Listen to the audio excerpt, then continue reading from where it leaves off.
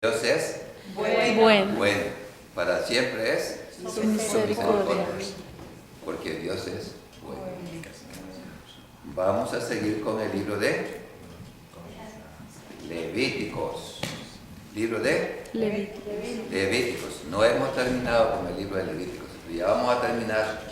Todas estas cosas que hemos estado hablando nos hablan del templo, están relacionadas con el templo de Dios y de la manera de cómo conducirse en la casa de Dios, que es baluarte y columna de la verdad.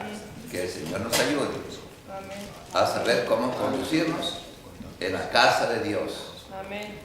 Entonces vamos a dar un mensaje más sobre Levítico, en Levítico capítulo 16. Ahora, como en el capítulo 15 lo vamos a articular para ustedes, se habla de las enfermedades sexuales y el pedido de la mujer, y en el capítulo 16 se nos habla de un tópico que está relacionado al tiempo en que estamos viviendo: la pasión, la semana de la pasión de Cristo, la resurrección, que viene el tiempo de, ¿cómo se llama?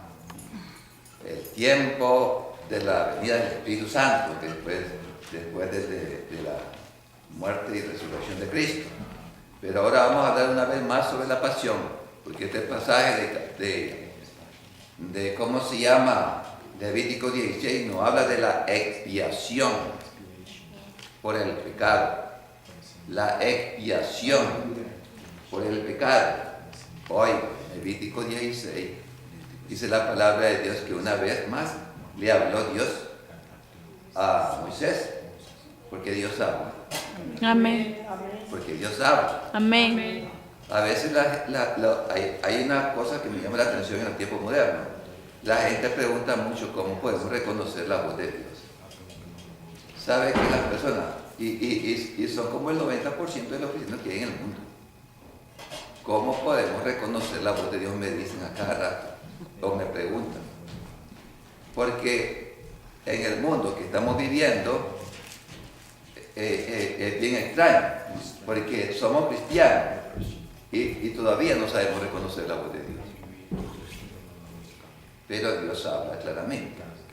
Y a la persona que tiene una íntima relación personal con Dios, Dios le habla, Él le habla, Dios le habla, Él le habla, y tienen una comunicación tan íntima, tan personal, que usted sabe cuándo es Dios y cuándo no es Dios. Sí, amén. Usted sabe cuándo Dios le habló, cuando Dios no le habló. No tiene que ser como Gedeón: Señor, te muestro una señal, Señor, otra señal, Señor, otra señal, porque tengo dudas, y para todo quieren señales, y para todo quieren comprobación. Dicen algunos: sí, el Señor le reveló a usted una visión, Elías le habló a usted, pero todavía tiene que revelarlo con otras personas. ¡Qué barbaridad! Que hay inseguridad en la que vivimos. Nosotros sabemos cuando Dios ya habló. No hay necesidad de que hable o confirme otra vez. Si Él lo hace por misericordia. Pero Dios, cuando ya habló, ya habló. Bendito Dios. ¿Qué esperamos? Sabemos cuando Dios habla. Que el Señor nos ayude a entender y a conocer su palabra. Entonces dice la palabra que habló una vez más Dios a Moisés y le dijo: ¿después de qué? Dice que después de que murieron los dos hijos de Aarón, Nadab y Abiú murieron. Fíjense que me llama la atención otra vez más, porque en el capítulo 8 hablábamos y predicábamos sobre la consagración del sacerdocio, que somos nosotros, que debemos de andar, ¿cómo se llama?, debidamente delante de Dios todos los días de nuestra vida. Y le llamó la atención, le habló a Moisés, le habló a Abraham, le habló a los dos hijos de Aarón, y le dijo cómo debían de conducirse en la casa de Dios, columna y baluarte de la verdad. Le dijo que cómo debían de conducirse en la casa de Dios. Amén. 2 capítulos después, ya andaban mal. ¿Qué problema? 2 capítulos después, ya Nadab y Abiú tomaron las cosas de Dios como cosas pasajeras como cosas vanas. No, ya hemos dicho una vez y otra vez que las cosas de Dios son serias. Amén. Las cosas de Dios son serias. Amén. El Evangelio es serio. Y una vez que hemos entrado en este camino, debemos caminar con responsabilidad, porque hemos sido comprados con precio de sangre. Por lo tanto, debemos andar con santidad. Amén. Y en toda nuestra manera de vivir, debemos reflejar la santidad. Porque escrito está, soy santo, porque yo soy santo, dice el Señor. Por favor. Por favor. Fíjense que en el capítulo 10 dice que Nadab y Abiú subieron adelante a ministrar. Hoy entraron a ministrar y salió fuego de Dios y los mató. Cayeron muertos. Cayeron muertos. ¿Por qué? Ya andaban mal. Y sabe una cosa, le voy a decir a esto. En algunos casos he tenido preocupación porque he predicado mucho. Y hay lugares que he predicado donde la presencia de Dios es tan fuerte, el poder de Dios, la unción de Dios es tan fuerte, que yo siento temor por las personas que pasan a dejarle el agua a uno en medio de la predicación. Yo he tenido temor porque hay personas que pasan adelante sin tener la debida reverencia y sin andar en la debida santificación. Porque mire, en el Nuevo Testamento murió Ananías y Zafira. En el Nuevo Testamento también siguen muriendo gente. Sí, amén. Porque una vez que estamos en este camino, Dios nos ha llamado para que no nos apartemos de Él, ni a la izquierda ni a la derecha, ni a la izquierda ni a la derecha. El día que nos apartemos de este camino, usted no puede pasar adelante, porque usted corre peligro de muerte, porque usted no puede jugar con las cosas de Dios, porque usted corre peligro de muerte, porque usted no puede jugar con las cosas de Dios. Puede que engañe al pastor, puede que engañe a los diáconos, puede que engañe a los líderes, pero a Dios no lo puede engañar. A Dios no se puede burlar de Dios. Sí. Entonces mejor dígale, pastor, no puedo pasar adelante. Ando mal. Por favor. Y a veces, para no crear sospecha, pasamos adelante. Y ofendemos a Dios. Y ofendemos a la congregación. Y hacemos un mal a la congregación. Porque no andamos bien. Aleluya. Ayude. Entonces dice que después de que a Moisés le habló, ¿cómo se llama? A la congregación, después de haber muerto, ¿cómo se llama? Nadab y Abiú, por haberse presentado de una manera que no convenía, que no era prudente, que era fuera de la voluntad de Dios. Dice que le dio instrucciones a Aarón, le dijo, por favor, dile a Aarón que no entre en el lugar santísimo todo el tiempo. Por favor, dile a Aarón que no entre al lugar santísimo todo el tiempo para que no muera. Parece que a Aarón le agarraba la costumbre de estarse metiendo en el lugar santísimo. Y el sumo sacerdote al lugar santísimo entraba una vez al año. Oye, el Señor le dijo, dale instrucciones a Aarón para que no muera. El Señor nos advierte, porque Dios es amor. Pero también es fuego consumido. Sí, amén. Él quiere que nosotros seamos como Él es. Amén. Seamos reales, que seamos verdaderos. Porque Dios es fiel y es verdadero. Y en nosotros debe existir la verdad. Tenemos que ser verdaderos, no podemos mentir. Entonces que el Señor nos ayude y nos siga ayudando. Y después le dice, dile a Aarón entonces que se presente con un becerro para expiación y un carnero para el holocausto. Y después le dicen en el versículo 5, tomará de la congregación, ¿qué cosa? De la congregación tomará dos becerros para expiación y uno para holocausto. Hasta ahí vamos a dejarlo, que el Señor bendiga su palabra. Oremos. Eterno Dios y Padre Celestial, en el nombre de Jesús, bendecimos tu palabra y la prosperamos, porque tú has dicho, he aquí mi palabra no volverá a mí vacía, sino que será prosperada conforme yo la envío en el día de hoy. Que el Señor bendiga su palabra. Fíjese que el día de la expiación significa el gran día en el pueblo de Israel.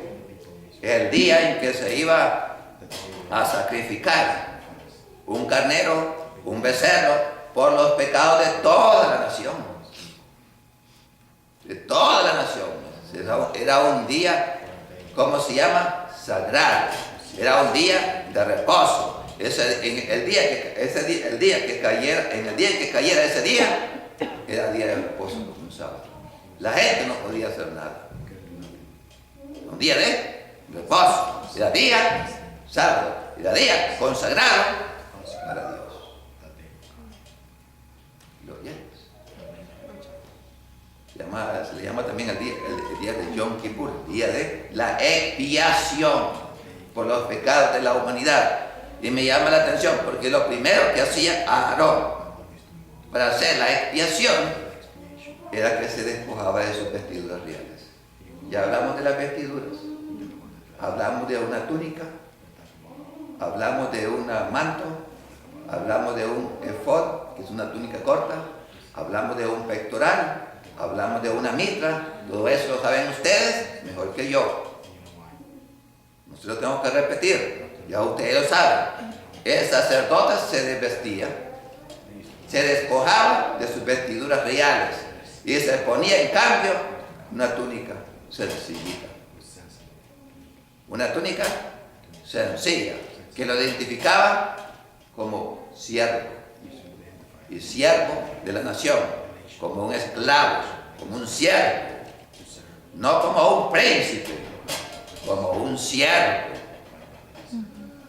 como somos nosotros. Somos siervos, somos siervos, somos siervos delante de Dios, somos siervos, somos esclavos, tenemos que dar cuenta, somos mayordomos, vamos a dar cuenta de todo lo que Dios nos ha encomendado, y los frutos, y los talentos, de todas las virtudes que Dios nos ha dado, vamos a dar cuenta delante de los ojos de Dios. Entonces el sumo sacerdote se desvestía de sus vestiduras, se quitaba sus vestiduras reales, y eso nos habla de Cristo, porque el día de la expiación representa a Cristo en la cruz del Calvario. El día de la expiación representa a Cristo en la cruz del Calvario. A Cristo despojándose de su trono de gloria para venir y morir por nosotros. Gloria a Cristo. Gloria al Padre, gloria al Hijo, gloria al Espíritu Santo. Amén. Por la obra de Cristo, por la obra de Dios. Dice que en Juan 13 se ilustra también ahí. Dice que en Juan 13, que sabiendo ya Jesús que su hora había llegado, iba a ser sacrificado por los pecados del mundo. Ya había llegado el Viernes Santo, sabiendo Jesús que ya había llegado la hora. En esos tiempos, en esos momentos, y que Dios había venido y a Dios iba, entonces se despojó de su vestido y se colocó una toalla, se despojó de su vestidura y se colocó una toalla y le comenzó a lavar los pies a sus discípulos y les dijo a ellos: ¿sabéis lo que os he hecho? Le hizo una pregunta. ¿Saben ustedes lo que yo les he hecho ahora mismo? Si yo siendo, dice, yo siendo vuestro servidor, vuestro maestro, vuestro rey, el creador del universo, si yo siendo el Señor de todas las cosas, me he despojado de mi vestidura y lo he lavado los pies, entonces entre vosotros tiene que ser de la misma manera. El gobierno de Cristo es un gobierno al revés de lo que el mundo opera en el mundo actual. Dice que Jesús decía, en el mundo en que vivimos los gobernantes se enseñorean sobre sus súbditos. En el mundo en que vivimos, los gobernantes se enseñorean sobre sus súbditos, sobre sus empleados. Pero entre vosotros no será así, sino que el mayor va a servir al menor. Amén. ¿Y quién es el mayor? Jesucristo. Amén. El varón es la cabeza de la mujer, y la cabeza del varón es Cristo, y la cabeza de Cristo es Dios. Y Dios se humilló hasta la muerte. Entonces nosotros debe haber que el más grande, el principio, que el más grande sirve al menor. Sí, amén. El más grande sirve al menor. Sí, El más grande sirve al menor. amén. Y el Filipenses 2 lo vuelve a explicar de otra manera. Y dice, hay en vosotros este sentir que también hubo en Cristo Jesús, el cual siendo Dios, no es que tenemos ser igual a Dios, sino que se despojó a sí mismo de sus vestiduras reales, de su título de honor. Se despojó a sí mismo y se hizo siervo, obediente hasta la muerte y muerte de cruz. Entonces, en Levítico 16 encontramos cómo se llama la muerte, la pasión, muerte y resurrección de Cristo, presentado ahí bien claro cómo se iba a dar. Hoy está bien claro, bien clarito, hermano. Cristo no puede estar hoy. Y una vez que terminaban con el sacrificio, con la liturgia, una vez que terminaba, se volvía a poner su vestidura reales. Aarón. Y eso mismo hizo Cristo.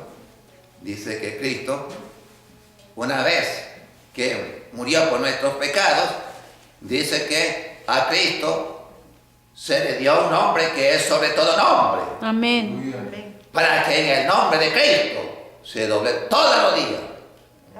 Amén. Aleluya. No en el nombre de María, No. ni de Marta, ni de Pedro. Usted no le debe orar a ningún santo, ni a ninguna santa. Solamente Cristo, porque solamente hay un intermediario entre Dios y los hombres. Esto es Jesucristo. Amén. Y en Juan 16 Jesucristo dice, todo lo que pides al Padre en mi nombre, usted le pide, Padre, en el nombre de Jesús, le pido esto. Padre, en el nombre de Jesús, concédeme esto. Por favor,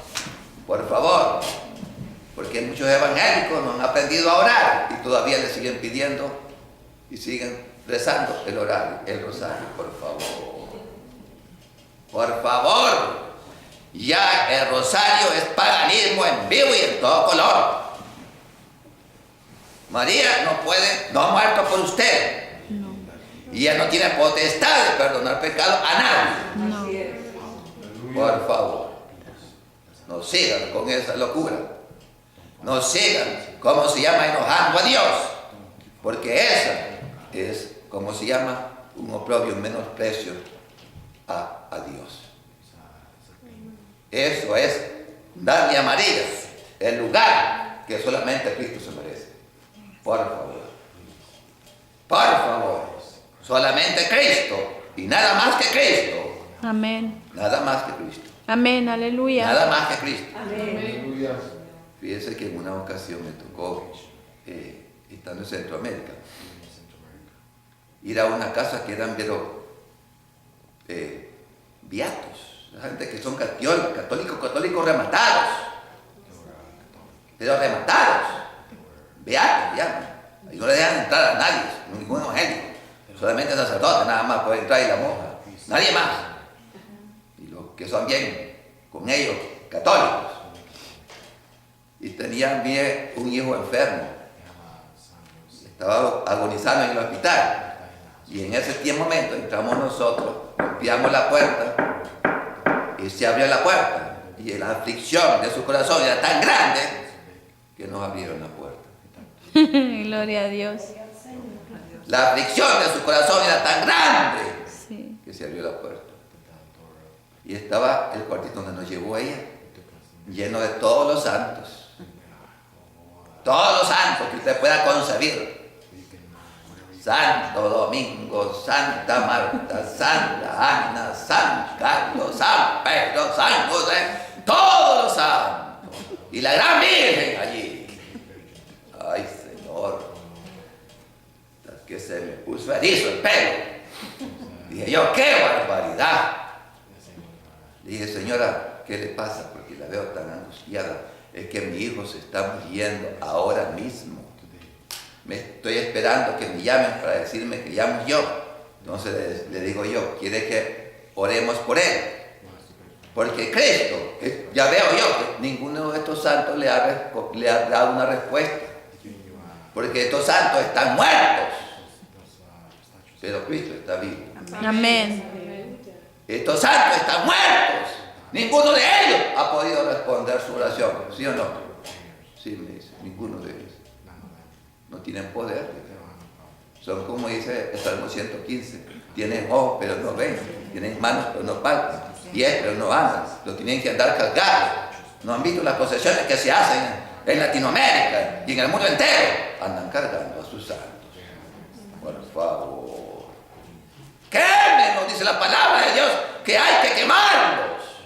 Porque detrás de cada ídolo se escondió un demonio.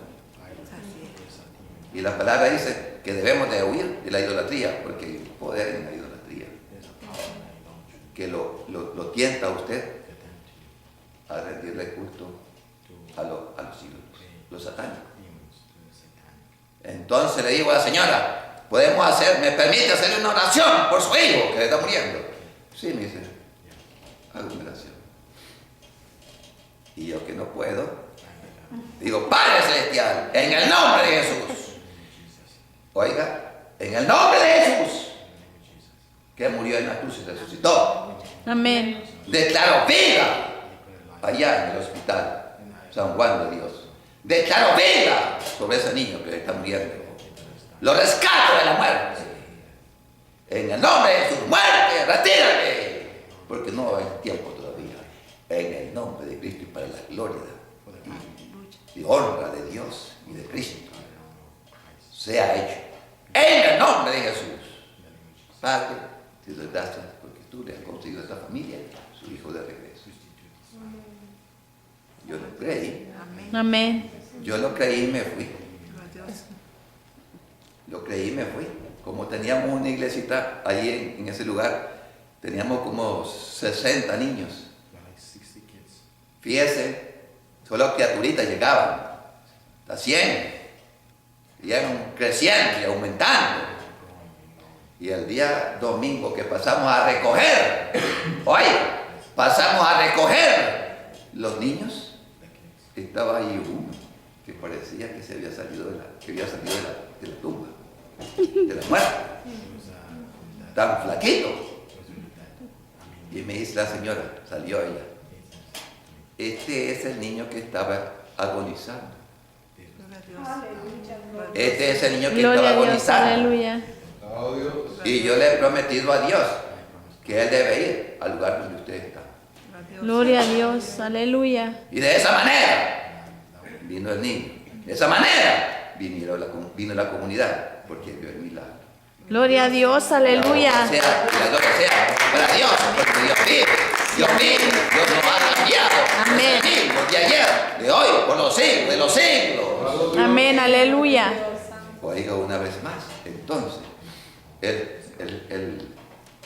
¿cómo se llama? El sacerdote se ponía sus vestidos reales.